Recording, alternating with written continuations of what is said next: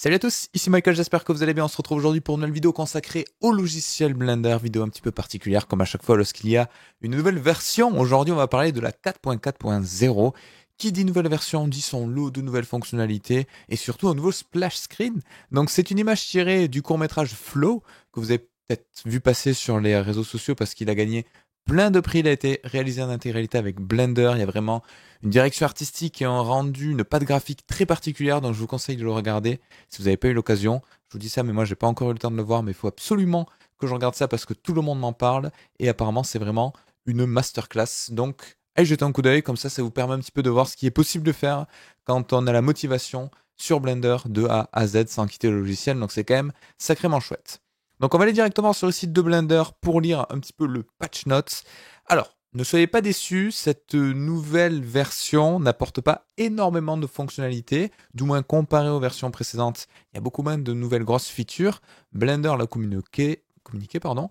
Ils ont plutôt poussé et mis l'effort sur des correctifs de bugs. La version 4.3 avait énormément de soucis de stabilité, de performance, de crash, etc., etc. Donc là, Blender a pris un petit peu tous ces soucis-là et a mis le paquet dessus pour les correctifs. Donc c'est surtout ça qui est mis en avant sur la version. Il y a quand même des fonctionnalités nouvelles, on va les voir ensemble, mais beaucoup de bugs avec 700 problèmes qui ont été corrigés. Donc c'est quand même assez énorme. Je ne sais pas combien de mois s'est passé entre la 4.3 et la 4.4, mais 700 bugs, c'est quand même assez conséquent. On a d'ailleurs un petit graphe juste ici avec le nombre de bugs, ce qui a été reporté, ce qui a été traité par Blender. Donc ils ont essayé de catégoriser un petit peu tout ça et on peut voir que globalement, là où il y avait le plus de bugs, c'est sur les features qui sont les plus nouvelles, les plus jeunes dans Blender, si on peut dire ça comme ça. Notamment le Grease Pencil qui est relativement nouveau. 147 bugs de corriger. L'interface graphique, il y avait eu pas mal de changements dessus. Non, mais évidemment, à chaque fois qu'on touche à des trucs du XUI, vous savez que tout ce qui gravite autour potentiellement peut être impacté, donc il y avait beaucoup de correctifs sur ça. Et on voit que les anciennes features qui sont vraiment, qui font partie des murs de Blender, comme je sais pas moi, le corps de Blender qui est vraiment le centre, le noyau de celui-ci, mais il n'y a pas eu beaucoup de changements. Cycles, allez, on est à 50, donc on va dire que c'est correct. Eevee maintenant, pareil, qui commence à être un petit peu ancien, on est à 47. Donc globalement, ils ont un petit peu touché à tout. Ils n'ont pas mis l'accent uniquement sur des fixings en animation, sur des fixings en rendu. C'est global. Donc vous allez voir normalement une amélioration des performances. De mon côté, je l'ai constaté. Beaucoup moins de crash, beaucoup plus de rapidité sur tout ce qui est rendu pour la compilation des shaders avec Eevee. Donc ça, c'est quand même très agréable. Pareil, tout ce qui est compilation avec Cycles, ça va un petit peu plus vite. Le système d'overlay qui était très intéressant mais relativement lourd, qui faisait perdre beaucoup de FPS et de fluidité dans la viewport, ça a été grandement amélioré. Donc en plus de correctifs de bugs, des gains en performance. Donc des fois c'est étroitement lié, hein. Il y a des choses qu'on considère pas comme un bug mais plutôt comme une issue, donc un problème. Donc la performance fait partie de ça, mais ça a été corrigé. Donc c'est quand même assez chouette de voir que Blender s'intéresse à tout ça, qui propose pas seulement des nouvelles fonctionnalités en oubliant les anciennes, mais il essaie quand même de maintenir une cohérence globale des logiciels et le rendre le plus agréable possible en termes d'utilisation. Et qui dit agréable dit bien évidemment stable. Et ça c'est chouette. Donc les premières modifications, c'est rare que Blender attaque un patch note avec quelque chose qui concerne l'animation, donc on va le souligner, c'est tout ce qui est en rapport avec les action slots. Donc c'est une nouvelle fonctionnalité, avant on avait les actions. Une action c'est quoi? C'est tout simplement un ensemble de keyframes que vous allez enregistrer dans une donnée. Donc par exemple, pour vous la faire ultra rapide, on pourrait avoir un personnage, avoir une action marche et une action course, et ensuite on a le NLA qui est le Non-Linear Animation qui va vous permettre de prendre l'action de marche, l'action de course et de faire une transition vraiment fluide entre les deux.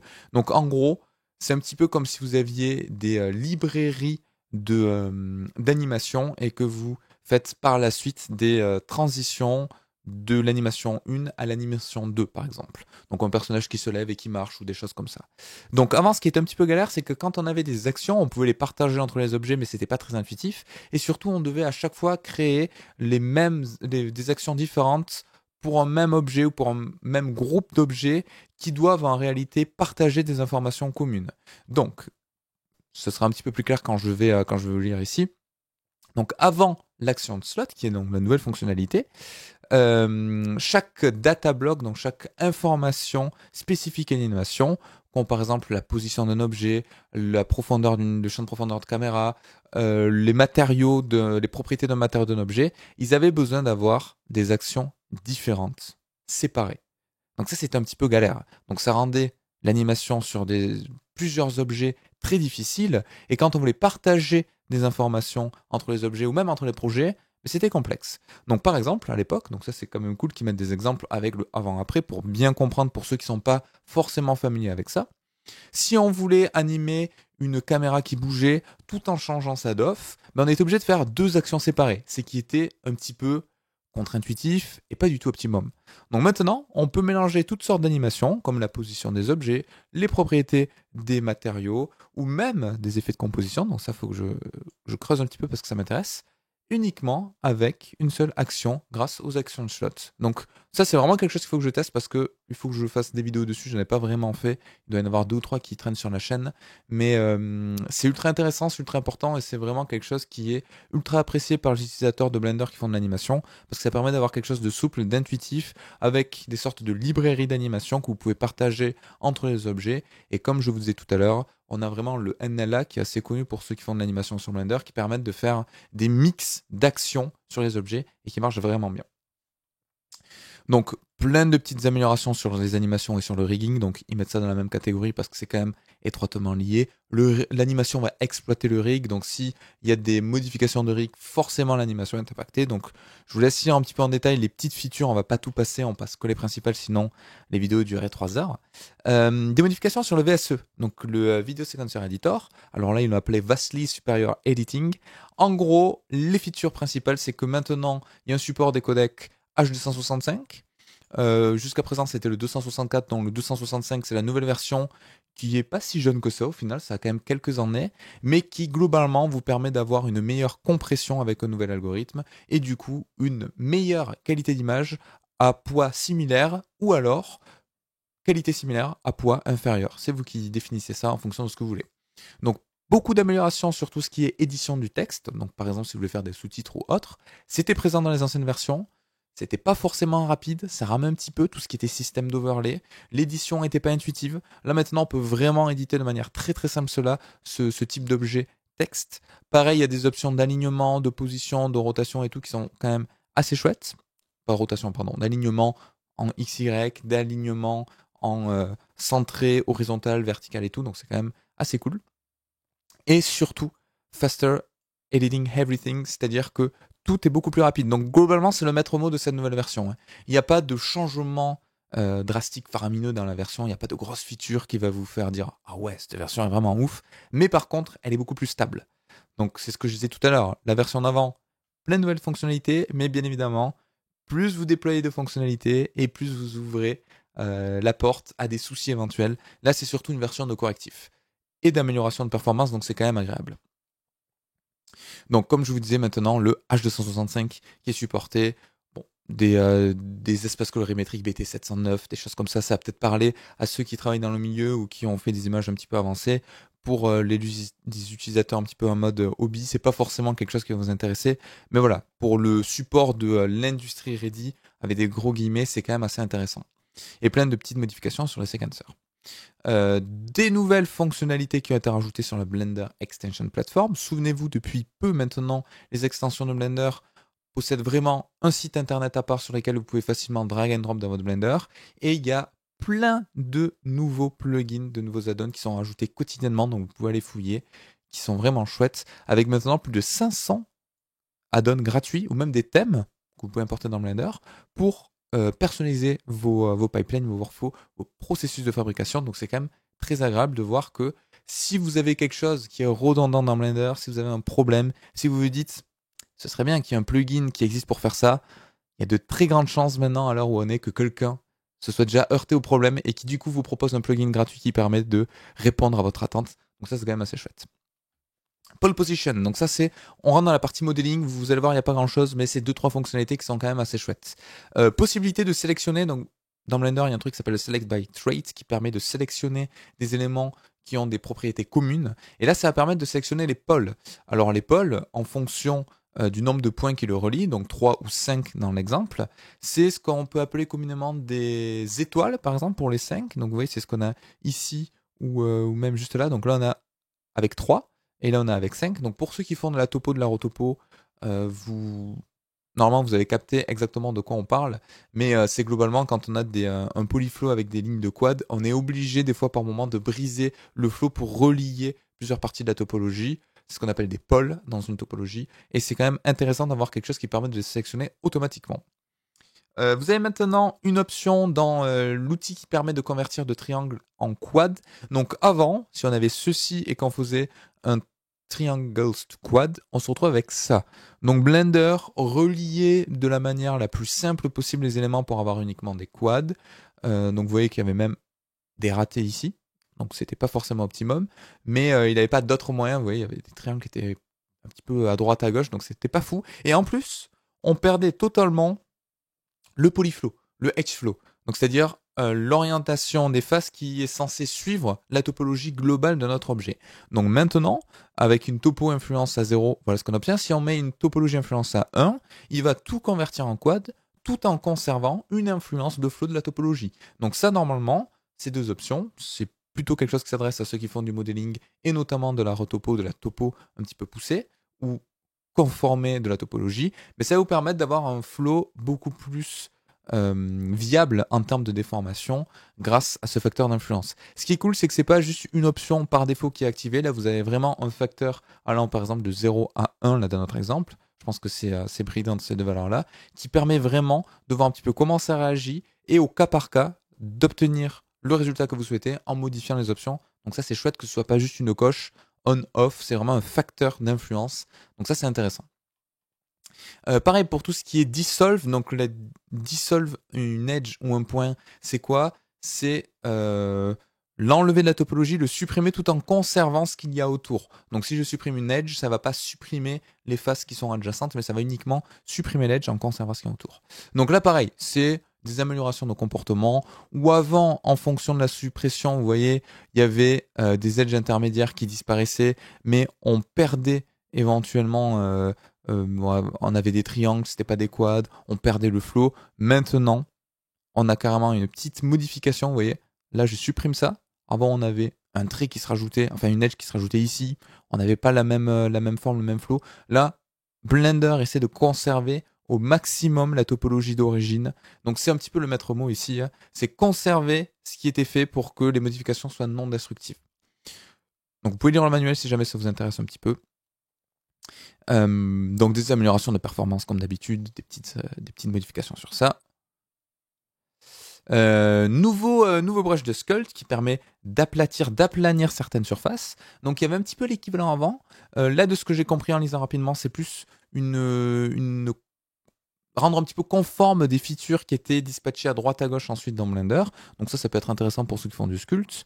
Donc c'est une généralisation des ce qui existait déjà, le flatten, le fill, le scrub brushes. Donc maintenant des options qui permettent vraiment de modifier tout ça, d'avoir la main individuellement sur chacun des paramètres. Alors qu'avant, on était obligé de piocher un petit peu à droite à gauche sur les fonctionnalités, d'utiliser deux brushes différentes pour faire la même chose. Donc maintenant, c'est quelque chose qui est un petit peu plus harmonisé et qui est rentré dans les fonctionnalités de base de Blender. Des grosses améliorations, je vois ça là, Grab Close, des grosses améliorations sur le close dans le sculpt mode. Vous savez que dans Blender, on a des sortes de nodes de simulation de close, avec des gros guillemets, hein, mais qui permettent de, par exemple, faire un vêtement très rapidement, une écharpe, une serviette et des trucs comme ça, quelque chose qui doit être soumis à la gravité sans faire une vraie simulation avec du close, un collider et tout. Donc vous pouvez le faire en mode sculpt directement pour peindre des plis d'un vêtement. Avant, si vous aviez une topologie un petit peu trop dense, ça avait tendance à ramer. Grosses améliorations de ce côté-là en termes de performance de ce que j'ai pu tester. Donc c'est quand même chouette. En termes d'interface, plein de petites modifications. Là aussi, ils ont essayé de mettre l'accent sur ça. Donc en fonction de vos thèmes, que ce soit sur Windows ou sur Mac, ça va hériter des thèmes Windows. Vous avez plusieurs qui sont proposés. Donc moi, j'ai toujours ce thème-là. Mais par exemple, ceux qui n'aiment pas le dark mode, mais maintenant sur le light mode, vous avez quand même un contraste qui est suffisamment important pour rendre l'interface lisible. C'était pas forcément le cas avant. Il fallait télécharger un thème externe et tout. C'était pas forcément optimum. Là, c'est compris directement dans Blender, donc ça, c'est cool. Des petites modifications sur le snap quand vous allez diviser des fenêtres. Donc déjà, maintenant, il y a une taille minimum, alors qu'avant, c'était pas forcément le cas. Donc des fois, ça pouvait couper certaines choses, ça le rendait illisible. Et c'était compliqué ensuite d'arriver à rattraper le panel que vous aviez split. Donc maintenant, il y a une taille minimale. Et ensuite, vous avez un snap automatique quand vous arrivez à des valeurs clés, comme la moitié d'une fenêtre par exemple. C'est beaucoup plus pratique pour organiser votre interface. Donc là, c'est un petit peu la même chose, où il masque un petit peu les informations qui sont non essentielles, que ce soit pour l'interface ou même par exemple dans le Geometry Node quand on a un switch. Donc vous voyez, si par défaut il y a des éléments qui ne sont pas censés être affichés dans notre interface, avant on avait possibilité de le modifier, ce qui était vraiment une aberration technique. Maintenant, quand vous changez les éléments, automatiquement il va vous griser ce qui est non sélectionnable, non éditable, et c'est quand même beaucoup plus intuitif. Parce qu'avant, on comprenait pas trop. On se disait, bah attends, je peux uniquement sélectionner mon index 1, mais je peux quand même changer le 2. Donc ça prêtait à confusion. Et là, pareil, dans une sorte d'optimisation et d'homogénéité globale du logiciel, c'est quand même, on va dans le bon sens. Donc ça, c'est chouette en termes du XUI. Vous savez que moi, je suis assez carré sur le XUI. C'est quelque chose qui m'intéresse et j'ai déjà bossé dans le milieu. Donc ça, c'est vraiment des trucs qui sont basiques et qui sont vraiment ultra importants. Plein de petites modifications d'interface graphique. Ah oui, ça, il faut que j'en parle. Donc je sais pas s'ils ont mis les performances de l'overlay, mais c'est vraiment quelque chose qui était flagrant de mon côté. L'overlay est beaucoup plus rapide. En testant par exemple le face orientation, vous savez qu'avant, pour voir l'orientation des faces des normales, il y avait un code couleur bleu et rouge. Donc bleu étant la direction de la normale et rouge étant l'inverse de celle-ci. Maintenant, par défaut, l'overlay, c'est en mode transparence, c'est-à-dire que les faces qui sont clean en termes d'orientation, rien ne va s'afficher dessus, mais s'il y a une face qui est flippée, celle-ci sera rouge. Donc on n'a plus le bleu et le rouge, on a uniquement de rouge quand c'est incorrect, et de la transparence ailleurs, comme ça attire pas le regard. Vous pouvez quand même le changer, j'ai vu qu'il y avait une option pour ceux qui ont vraiment l'habitude, mais pourquoi pas, ça permet vraiment d'attirer l'œil là où il y a des problèmes et de pas polluer l'interface graphique avec du bleu là où c'est censé être correct. Des petites modifications qui vont intéresser les utilisateurs de macOS, où maintenant vous avez un aperçu des scènes Blender directement avec un petit screenshot qui est pris et mis en miniature, donc ça c'est cool. Plein de petites modifications sur l'interface graphique, donc je vous laisserai creuser de ce côté-là, et des améliorations de performance en ce qui concerne le compositor. Donc ça aussi c'est vraiment chouette. Alors depuis peu, le compositor est compatible uniquement CPU-GPU. Là les améliorations c'est globalement pour du CPU mais pas que. Donc le compositor CPU a totalement été réécrit pour améliorer le futur. Et vous voyez un petit peu les performances, c'est assez bluffant. Alors c'est pas du temps, hein. C'est pas du temps en secondes, en millisecondes ou autre. C'est vraiment relative performance, donc higher is better, c'est-à-dire que plus la valeur est élevée, plus ça veut dire que c'est performant. Et donc tout ça, pour ceux qui font du compositing, c'est des notes assez classiques, hein. Le lens distortion, les masques ou Ara un filtre un peu en mode dessin, peinture à huile, les blurs, le glare, le pixelate, le level. Le level, c'est assez impressionnant, hein, la différence de performance. Donc c'est quand même cool parce que chaque version, il step up en termes de performance. Donc quelle que soit votre configuration, le but c'est que vous puissiez travailler de manière vraiment fluide et à l'aise sans vous dire est-ce que ça va passer sur ma machine? Est-ce que quand je vais changer un node, je vais pas attendre 10 ans? Non, là c'est quand même très prometteur. Il y a des chiffres un petit peu plus concrets ici. Le level par exemple 10 fois plus rapide, 6 fois plus rapide, 9 fois plus pour le pixelate. Donc c'est quand même très très cool. Donc ils expliquent un petit peu comment cela a été amélioré.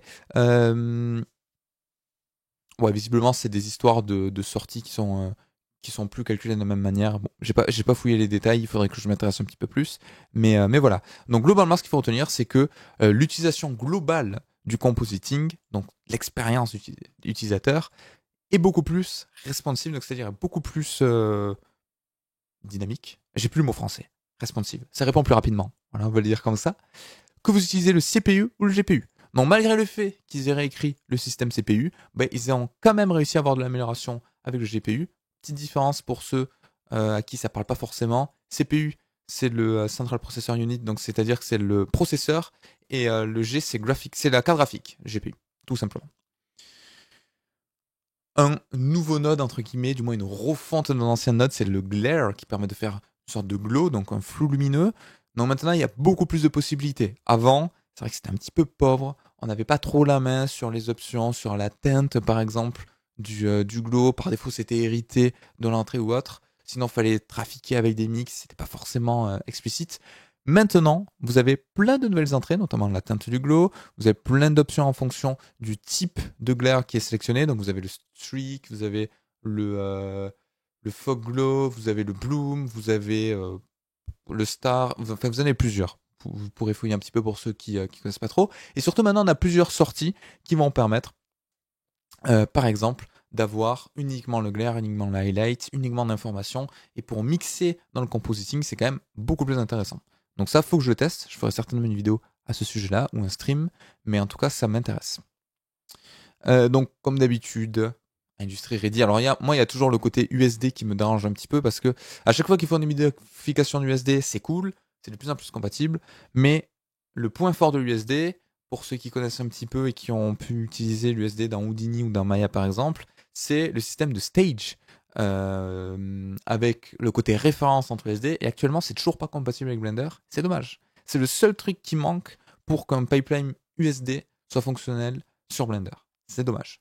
Donc quand ils auront ça, je pense qu'on pourra vraiment dire qu'ils sont industry ready, mis à part 2-3 modifications à faire sur Cycles dans le moteur de rendu, mais globalement c'est très cool. Oui, pareil, pour ceux qui ont eu la chance d'acquérir une carte graphique de la gamme RTX 5000, le support, bien évidemment, intégral pour le rendu et pour tout ce qui est fonctionnalité Blender, donc c'est quand même très très cool. Comme ça, vous pourrez exploiter vos cœurs CUDA comme il se doit.